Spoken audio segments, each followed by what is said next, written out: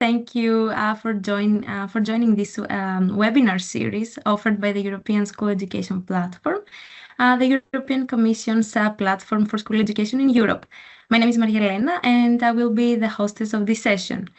Once again, this is a recorded webinar, and all the material will be uploaded on the European School Education Platform in the following week, after the second webinar of this webinar series.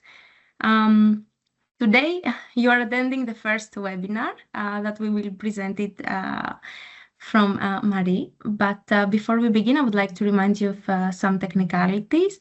Following the General Data Protection Regulations, as I mentioned, your microphones and your cameras have been disabled. However, we invite you to use the chat to post any thoughts, any questions, something that you would like to share from your own experience on what you're going to hear onwards during this webinar. We kindly ask you not to share any personal information during this session. If you would like to connect with some of your peers and your colleagues, we invite you to use the relevant tab in the European School Education Platform, the networking tab. And of course, stay with us until the very end of this webinar, where we will discuss more information about the topic of engaging families in emotional and relational support, and take a further look into the neurotypical students. Before that, I would like to remind you how the webinar series work. As I mentioned, today you're attending the first webinar of the webinar series, meaning that if you want to obtain a certificate, because this format offers you the opportunity to obtain a certificate, you need to join both webinars. You can click on the link that is on the slide, the first link, and from there you can register, you can enroll in both webinars. And also you will need to complete the final activity, which will open next week after the second webinar on Tuesday, 26th of November at 5, Central European Time always. And the deadline to submit it is Wednesday, the 27th of November. This is not a short deadline, trust me. We have prepared a very short quiz for all our participants that will have a few questions based on the content that you will hear. Nonetheless, and with no further delays, we have invited Marie de Mulder today. She's a teacher, and she has a strong expertise in working with students with special education needs, and more specific with children in the autistic spectrum. She's also the founder of Lycée Voyageur, which in English is translated as the School of the Traveler. And basically this is a mobile school for neurotypical students, and for which he will give us some more information later on. Today, with Marie's help, we will discuss how to identify, understand, and integrate the emotional and relational needs of young people with neuroatypia into the learning environment. And well, with no further delays, Marie, the floor is yours, and I will upload your presentation.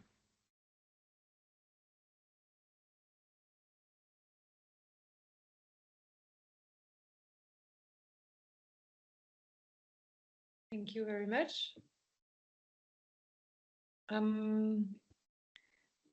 I will first give a few words about me. So, because it's the first time that I'm talking as an expert, so I question myself, why am I an expert in that domain?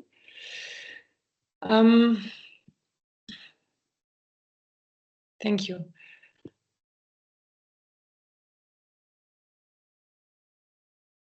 Okay, so first, I am a teacher. Most of all, I'm a searcher. So I'm questioning myself about pedagogy since I'm a child. And so I'm always looking for answer. I'm comfortable with the idea not having all the answers. So I'm my goal is to ask more questions all the time. I am a neuroatypical, and I wasn't diagnosed before I founded my school. So I discovered it by being surrounded by young neurotypical teenagers. I'm also a parent. I have a kids, and this is also because I wanted to understand her, that I understand what was neuroatypia and what was the needs linked to neuroatypia. I founded this experimental school called Lycée Voyageur. I will talk about it more. And as I said before, I'm a perpetual learner, so I'm always searching for new area to discover. Just a word about my sorry. Just about a word about my study, maybe. So I have a bachelor degree in journalism, a master degree in musicology, an aggregation in history. I used to teach French. I always wanted to teach mathematics, and I have a passion for cosmos and philosophy. So it's like a patchwork. My life is like a patchwork. So I will use this word patchwork again later, and you will understand why it's important for me. When I was a child, I used to watch a well-known program in the French-speaking area called C'est pas sorcier on TV, and the show is basically it's a truck going from town to town searching for answers based on question. So this is basically I created a school that is this show, but in reality. So the Lycée Voyageur is a semi-nomadic secondary school without buildings, and our classroom is a bus. It's a converted bus. It's a twofold prototype. We have a material prototype, which is the bus. You can see the bus on our website. So it's www.lycévoyageur.com. You will have many pictures of the bus, of us, of our travels. And we have an educational prototype, which is co-constructed with the young people we were with for 2 years. And it's based on a pragmatic, on a pragmatic basis, and according to the principle of this educational patchwork, which I will develop. I talk about patchwork because there is no ideology behind the pedagogy we propose. It's just a multitude of tools that we selected according to the needs of the students we were with. Because at first, this school wasn't aimed to only neuroatypical students. It was aimed to be an alternative to the regular system. Actually, we had a majority of neuroatypical students because they couldn't fit in the regular system, so they came to us. This is how I discovered that this method was really functional for them. So I won't give too much theory, but what is neuroatypical students? Who are they? We talk about all the so dyslexia, dysorthographia, dyscalculia, dysphasia, dyspraxia, what more?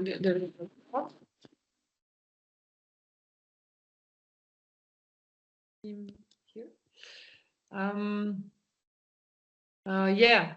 Also, we have the high potential. I don't like to call them high potential because it's like they are better than others. They are not no better than others. I like to call them philocognitive. Why? Because this high potential that we see is just because they want to think all the time. They have thought all the time in their heads. So I like to call them philocognitives. We also had hyperactive students because they couldn't fit in the regular system. And what I call untergene. So you want to know what untergene is. It's ADHD. What people call ADHD is actually just, for me, I want to call it, to rename it untergene. This is not my idea. I took it from super great guy that I saw on Slovenia. So what's assimilate to ADHD can be renamed Hunter gene.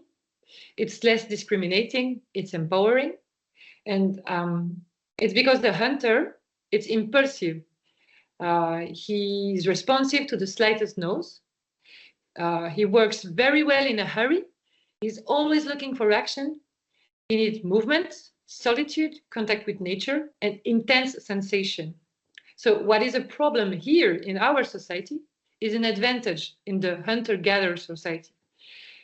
So if you know people with ADHD, see them as hunter and you will understand them better.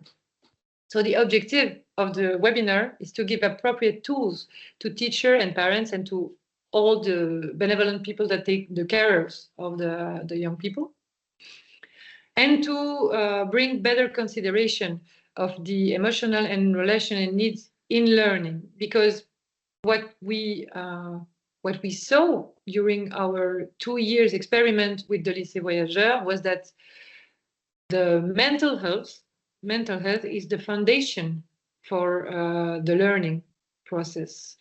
If you are not in good health in your mental health, you cannot learn anything. And what do you need when you want to improve your mental health? You need emotional support and relational support.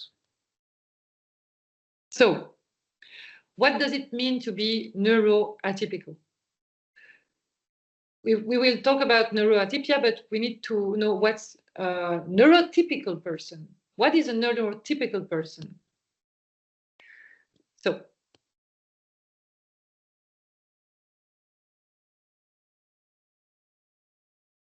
a neuroatypical person, they have a regular cognitive development at expected age, decent communication skills. It's okay for them to do eye contact, to understand other perspectives, so they are really able to empathy. They have empathy a lot. They fit on into societal norms.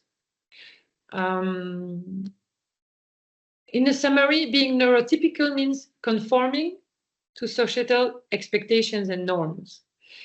Neurodivergence, so neuroatypia, atypical, refers to brain that function differently in a unique and valuable way, but differently.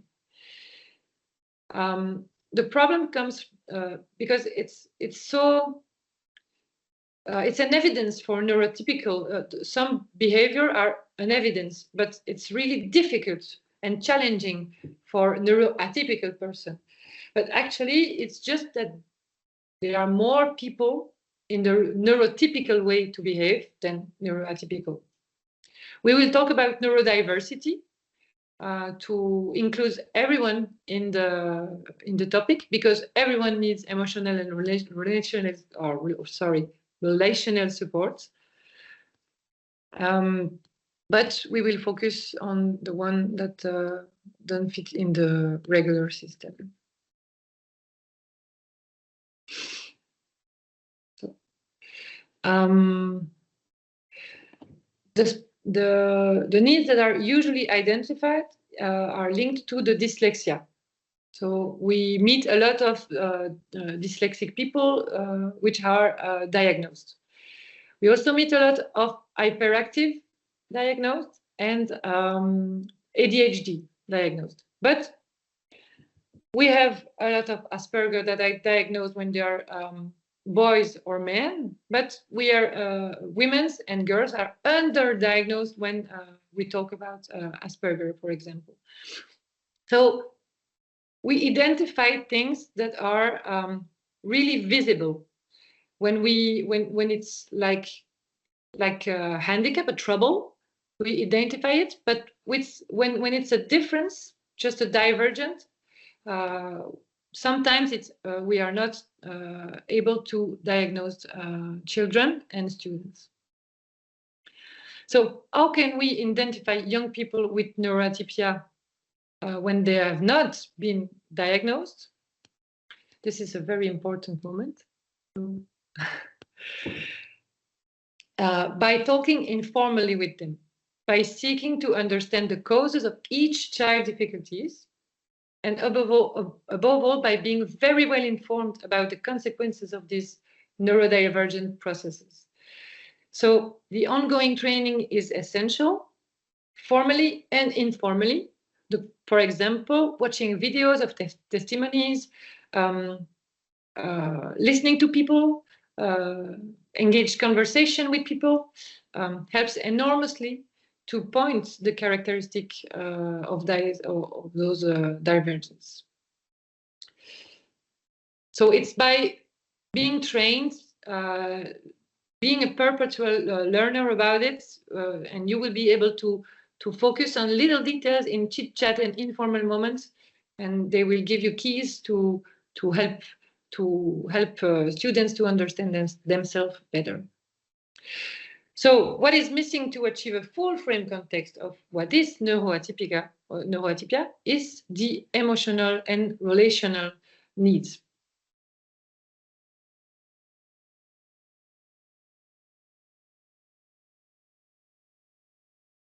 Yeah. Why is it important to give a diagnosis? Some people can tell you don't want to label people, so you don't want to go through the diagnosis phase. And for me, it is untrue. Why? Because you need to understand yourself, to know your boundary, your limitation, your possibilities. And when you are a teenager, you are in a quest for identity. You want to know who you are, where you come from, what will be your situation in 10 years. You want to project yourself in the future. Otherwise, you are in depression, depressive or aggressive.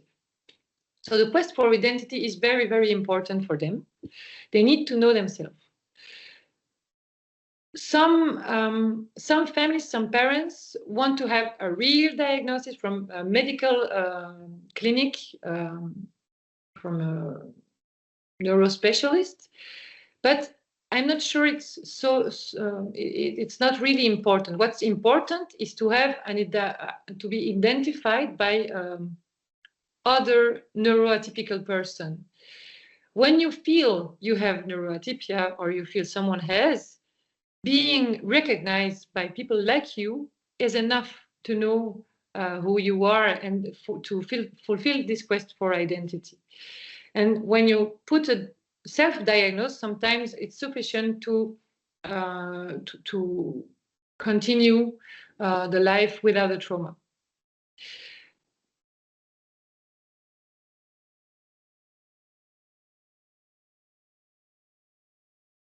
So I use a lot of alternative tools. For example, Enneagram, astrology, psychology, role play. There are also more specific tests you can use. And it's not a problem to go in some esoteric and holistic ways. It's depending from the person. So if you have a very rational young people, he will need or she will need very rational tests. If you are with a person with different sensibility, you can use another kind of tests. So it's the most important is not being focused on which test you can use, but which test will resonate with the youngster you have in front of you. So school trauma. School trauma are they're there all of the time. Why? Because when you have an invisible difference, there is a lack of understanding of what you are going through.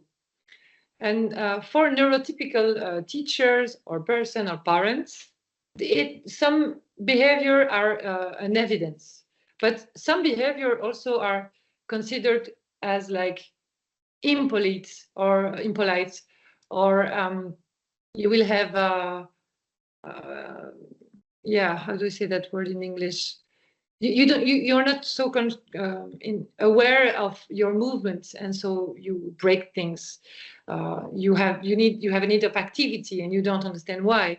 And so those children and students, they will be punished for behaviors which are not linked to I don't know, lack of attention or things like that, but they are linked to their own nature. They are inside nature. So when you have a diagnosis, you have a clarity that is restored because of this diagnosis. And so there is a recognition from the parents and the environments of the challenge that you're going through. And it's easier to engage in a dialogue with the family, with the teachers, when you know what are the real causes of all those behaviors. This allows us to rethink the learning environment and to include the emotional and relational perspective. For example, when you have dysorthographia and you don't know it, you are sure you're not good in French or in English. But when you know it's dysorthographia, you know it's just when you write things. You understand well, you can read well, you can express yourself well. So the understand of your challenge makes you able to have self-esteem in other domains in the matter you are studying.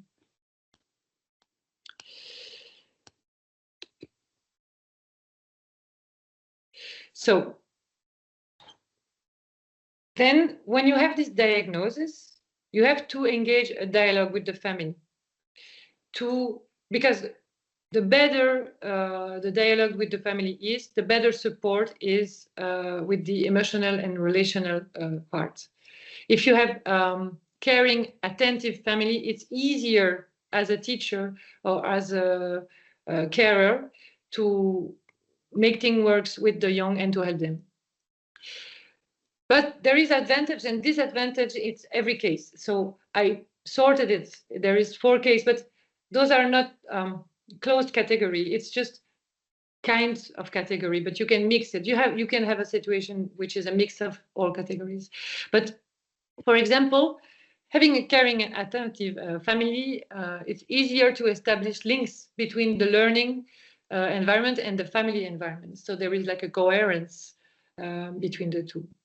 But what is not an advantage is that there is an over-adaptation of the family. And so there is a lack of autonomy in the process for the children and the youngster to adapt to society and to take those challenges and to overcome them. When you have family which is absent or in the denial, for example, a family that works too much, or a family in which there is a lot of problem, but not inside the family, outside the family. So the advantage is that the youngster, the person has a strong need to adapt to the environment. So it will encourage and empower him in a good way. I mean, when you are not supported and there is space, you are alone and you feel that you can do it. If you can do it, if you achieve something, then you are proud because you did it by yourself. Of course, if you have no support, it's difficult for the carer and for the person. The most difficult situation, environment is a dysfunctional and oppositional family. This is the worst, but there is, sorry, it's in French, but I will translate it. So the bigger the problem is, the more the pride is when you overcome a trauma. So when you get out of a dysfunctional family and you can overcome a problem, you are super proud of yourself. You feel an achievement, you feel a transformation, and it brings you to resilience. The disadvantage, again, is you have no support. Sometimes you have opposition, and you have additional problems inside the family, with the brotherhood and sister, and it's difficult. And at that, when you have that kind of environment, the learning process is almost impossible, because you have to fix mental health first, and then it opens to a learning process which is healthy. So sometimes when you have an absent family or dysfunctional family, you will have to develop your inner family.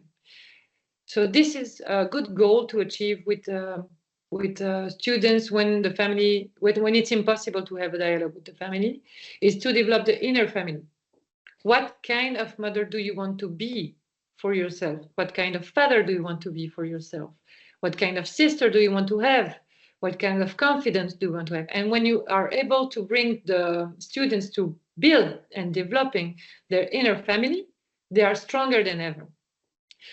But the risk is that they can develop avoidant attachment disorder, and because they are always managing to be alone. So at the same time, when you are bringing children and youngsters to developing their inner family, you have to maintain the importance of the link and the needs of other people. So friendship is very important for them. This is why informal chit-chat, informal moments are very important for neuroatypical students. They need a structure, they need to understand the position of the carer, the teacher, but at the same time, you have to chit-chat, you have to laugh with them, we have to share a bit of yourself also. If you want them to share a bit of themselves, you have to share a bit of yourself too. So the position, it's not a regular position. It's not, you are not the teacher as in a regular school.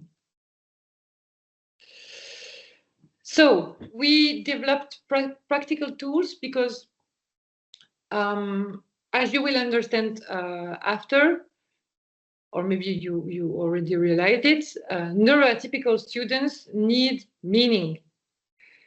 This is the greater need they have. They need meaning. They need to understand every step, everything they go through. They need to understand it. So to put meaning in their lives, we choose to implement the concept of responsibility, which is central in our approach. We are working with students from 15 to 21. So it's easier with students from 15 to 21 than with little children. But individual and collective responsibility, we have combined this empowerment with access to a great deal of freedom. So in order to give meaning to freedom and to responsibility, they are linked like in a balance. The more you have, the more you can take responsibility, the more freedom you have. So it gives a meaning to freedom, and it gives a meaning to the fact that they have to take responsibility in every domain in their life. I mean, in practical tools, but also in their learning process, in their own emotional process. We implement responsibility in every step of the learning process, and even though they organize activities by themselves. So this is why the Lycée Voyageur is a co-construction. We did it together because at first the adults were the only one organizing activities, and at the end of the 2 years, we had all the difficulties with the administration, but they were organizing the activity. They were organizing the tools and the travel that we did. So we had other tools. This is why this is a patchwork. We had the logbook. So the logbook why did we use a logbook? We used it for them to have as a ritual. Each day, you write in your logbook what you did, what you learned, what was your challenge of the day, what was the I think you can share with your parents and everything. So it was a dialogue with the family, a dialogue with themselves for their future self, but it also was a way to structure the week. For some of them, it was really difficult to have that, and for others, it was like a security. So this is the logbook. The POO, it's a moment when we need to take decision. A POO is, we make a circle. We are talking about practical problems, organization, and everyone can talk. And we had those signs like, I don't agree, talk faster, we understand the idea, like I want to talk.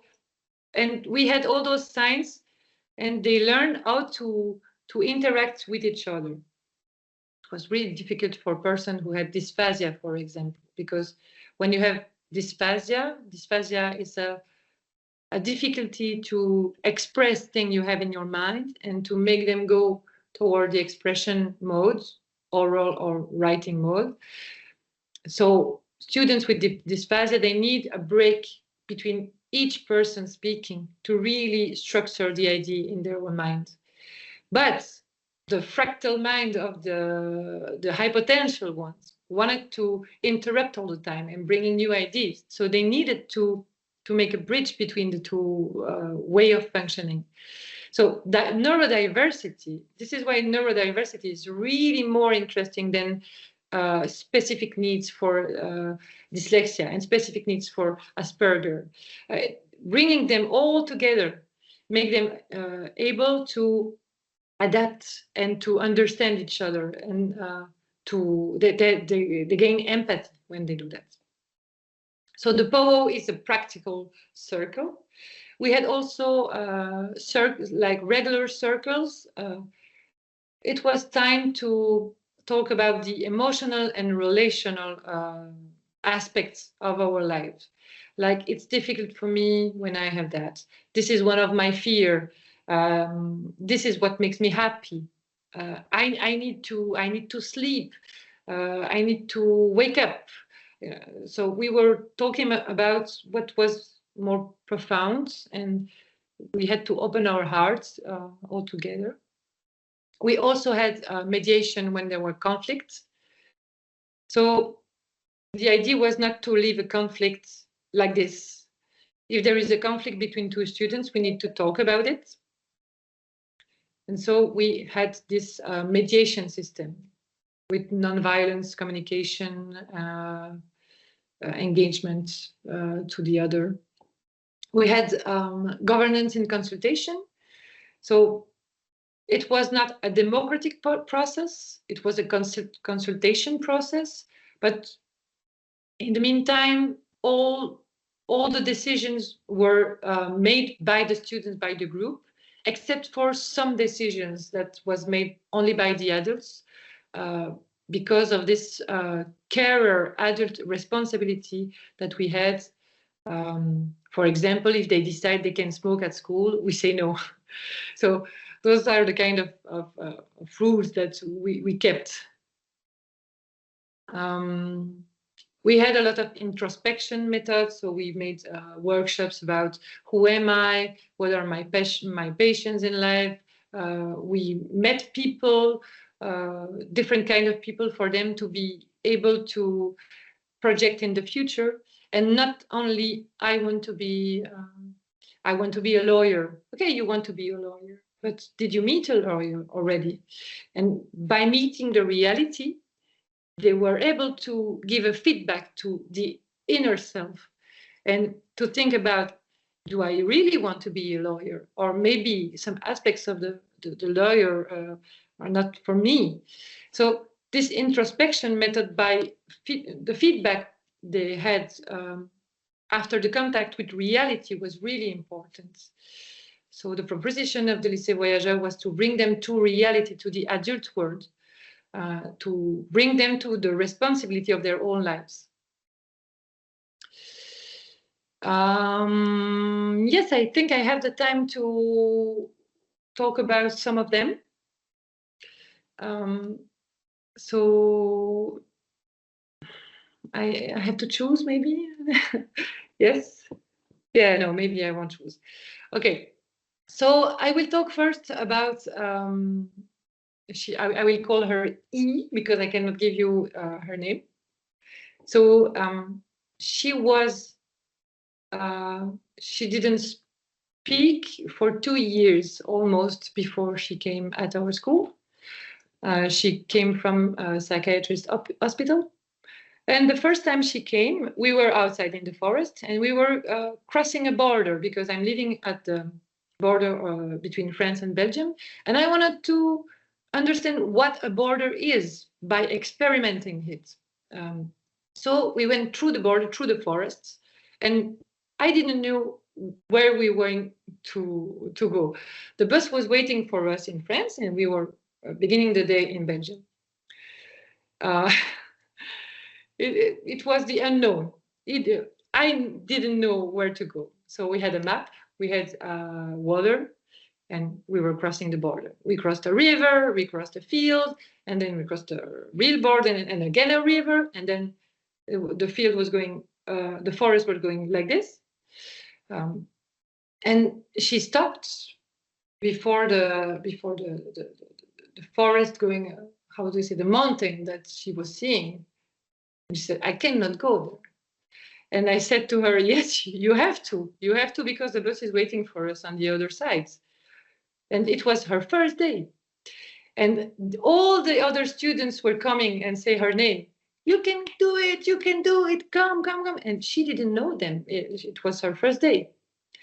One of them came, took her bag. The other one took her hand and helped her. And when she arrived at the bottom, up the hill, she was smiling again, and she was realizing that she did something she was not sure she could achieve. So the pride and the feeling to be surrounded by benevolent people at this moment, this moment, opened her heart, and now she speaks all the time. She has many friends. She's working. She's in a good mental health. So she struggled with some things, but for me, this is really important, because we are in the nature, in the forest. It's the first day. She has spent 2 years without speaking, and she opens like a flower. It was a very important moment for me to see that.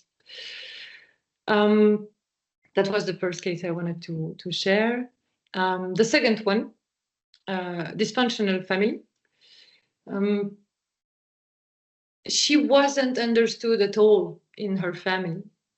She believed she had no control of her own life, and she was always in mirror with other person, but sometimes in a toxic way. She received toxic behavior, and she gave back toxic behaviors.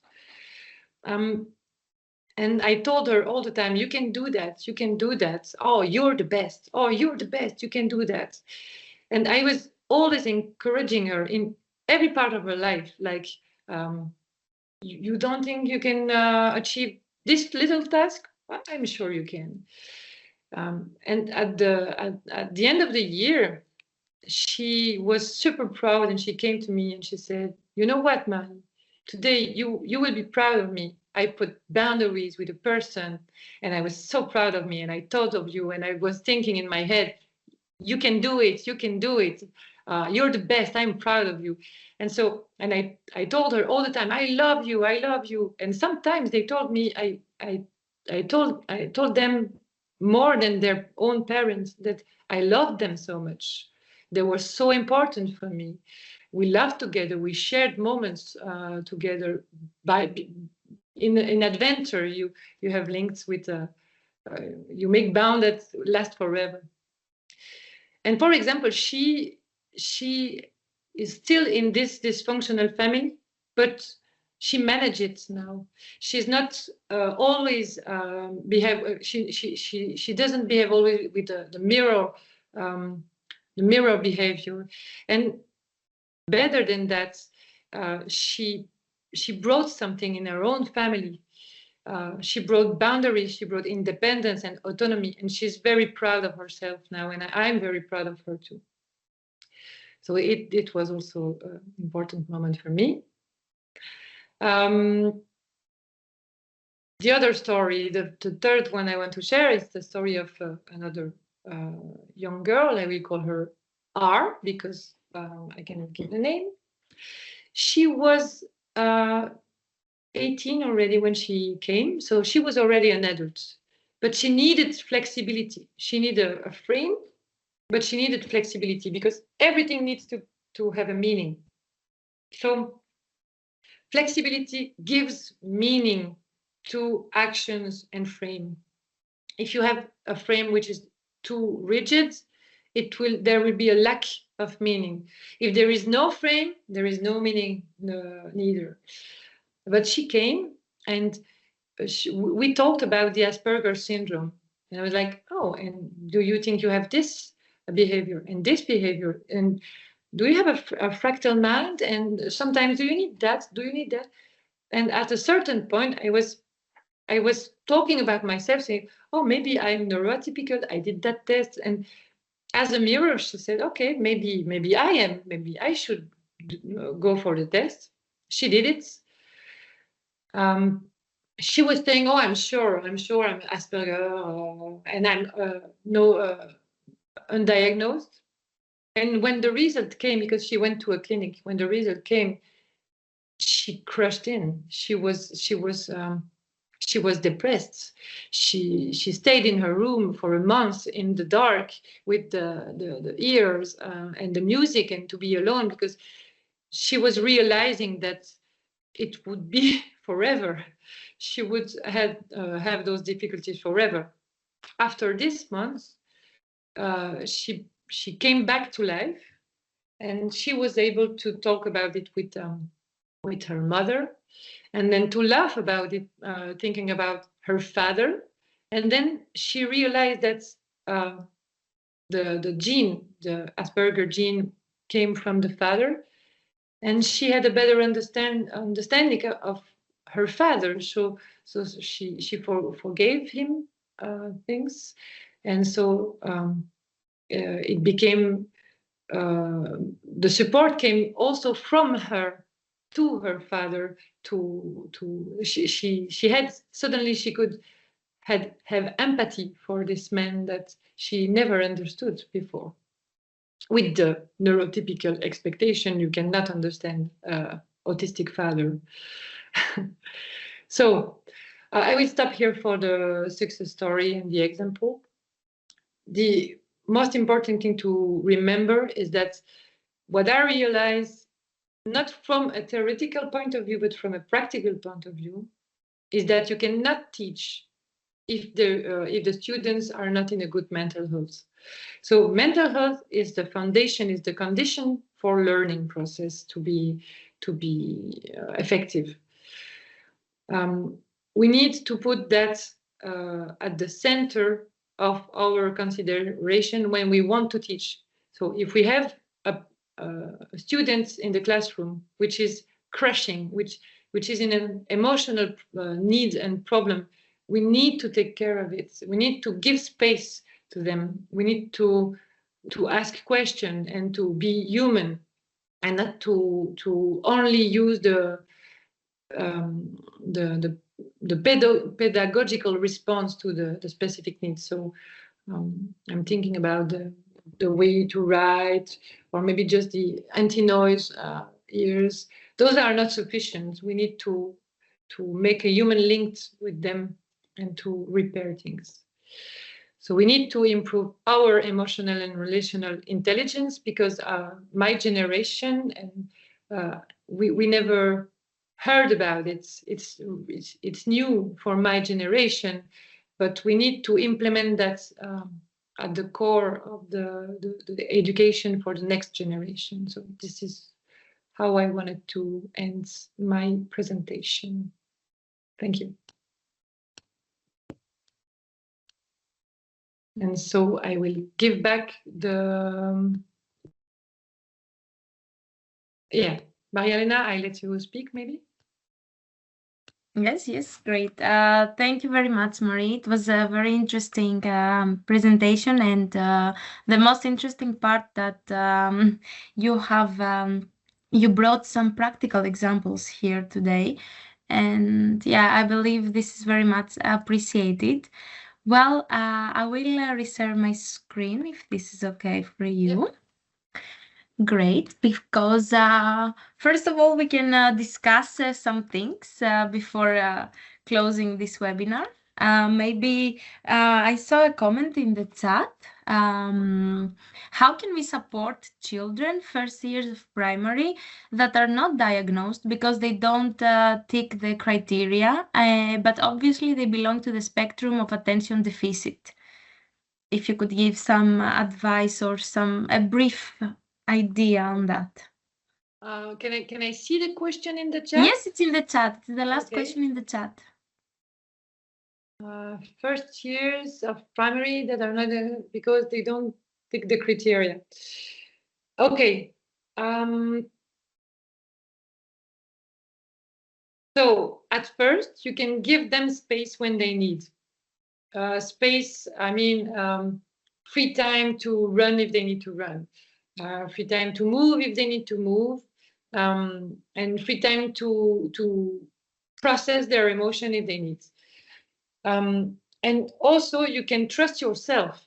If you think that you see an undiagnosed children, you don't have to be it's not important if it's recognized or not by other people. If you think you are seeing needs, which is a special need, just go for it and follow your intuition, because most of the time it's intuition, and you can follow it.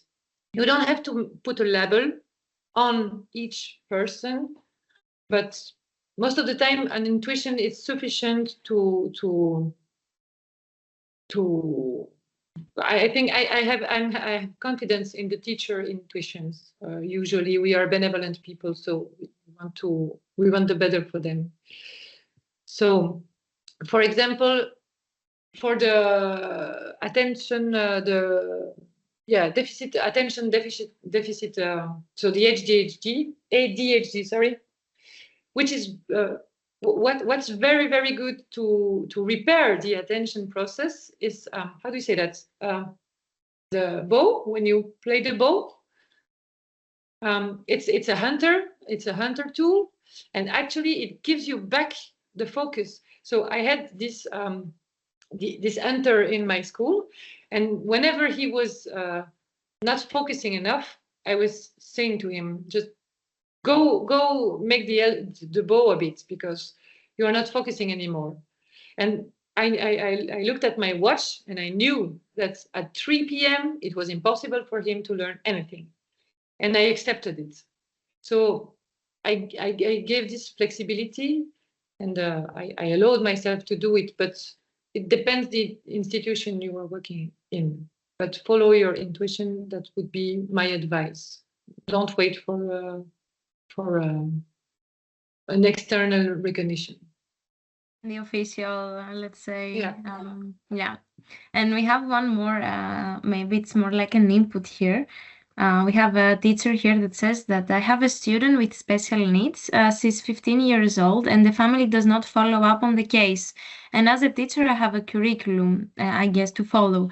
I feel that I do not have the time for special attention, and the class time does not allow for that. And at the same time, I buy negligence. I think that we can maybe generalize a bit this topic, because there are a lot of teachers struggling with time management in the classroom, because as you know, most of the classes last approximately 45 minutes to 50 maximum, I would say. Sometimes in some cases they are 35 minutes lessons. So indeed, I think the time restraint is a bit The time issue is a big restraint for teachers. What would be your advice? Yeah, it's a very difficult situation because we are stuck in the middle between the school system, the time we have, the curriculum we have to follow. So it depends on the case. It depends on the needs. Do she need more structure? Do she need time? Do she need space? It depends. I mean, I could give an advice, but maybe if I understand better the case. But what would I do is I wouldn't punish her for anything linked to that condition. So what I did when I was a teacher in a regular system school, I removed all the humiliation process I could. So I was very strict, but I removed when they arrived late, it was okay. I didn't took the name on the list. I was never giving bad points for behavior, never. I was very strict. If you were annoying me, you were going out, and I didn't care if you go to the director or anything. But it was easier for me because I was a replacement teacher, and I always managed to stay that way. I didn't want to make a career, and it was easy for me because I didn't feel like I was like I had a blackmail from my direction from the person above me. So I made that space. And what I didn't talk about it, and I made a mistake. What you can do is you can give value to mistakes. So when you see a mistake, instead of saying, "Oh, this is a mistake," what you can say, "Oh, yeah, a mistake. Good. We will solve it, and we will be clever after by solving it." So I was always telling to my students, mistakes are great. We are doing it. That's great. The best we can do is to identify them and correct them together. So what I did is I planned collective correction. So I had less time in correction by myself. And I told them, if at the end of this hour, there is no more fault, no more error in your copy, collectively, you will have better points at the end of the period. And they were so happy. They were chatting. They were like, ah, and the papers were going from table to table. And so I engaged all the classroom to work together. So, I mean, maybe the answer is make them work together to give you space, to give you more space. I was giving them the responsibility to learn and to correct their mistake. When I had a paper, if there was too much mistake in the paper, I was underlying it and I was saying, I don't have time to do that, just correct it and come back tomorrow. And at the same time, it was like, well, I don't have time. But the real reason was, I want you to learn how to correct your mistake. I don't want you to feel that you are a mistake. I want you to learn how to correct a mistake, to ask for help around you. So I was implementing the value of the mistake. Yeah, I don't know if it's answering your question, but it's an advice I can give.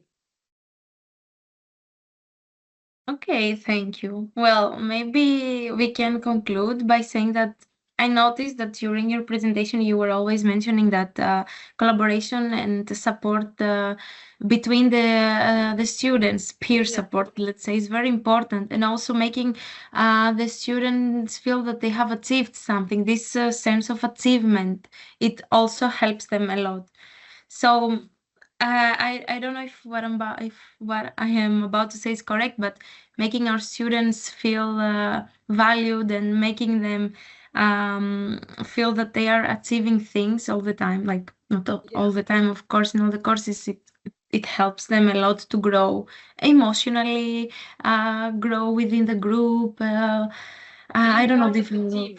Yes. Yeah, you have to work on the team activity team activities for them to feel that they are part of a team. Even if it's a weirdo team, it's okay.